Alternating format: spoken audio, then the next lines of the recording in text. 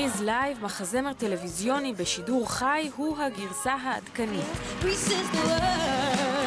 שילוב של אלמנטים מהמחזמר המקורי, עם הקצב והקוליות של הסרט משנת 78, קהל חי באולפן שמעצים את האנרגיות, כל זה עם התאמות והומור ביקורתי על התקופה שלנו, והנה לכם מתכון מנצח שיסחף אתכם דרך המסך הקטן.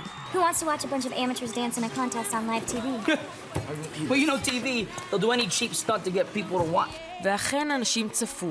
יותר מ-12 מיליון אמריקנים צפו בשידור החי של גריז לייב, ויותר ממיליון צייצו על זה בטוויטר בזמן השידור. Grease lightning! Grease lightning!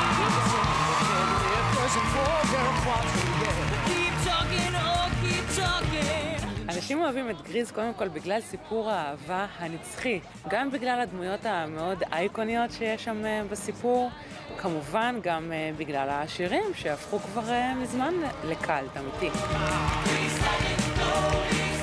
We have two sound stages. We have a backlot. We're shooting outdoors. We're shooting indoors. Our sets are four-walled. It's crazy. מסתמן כי הז'אנר הזה הוא הדבר הבא בארצות הברית.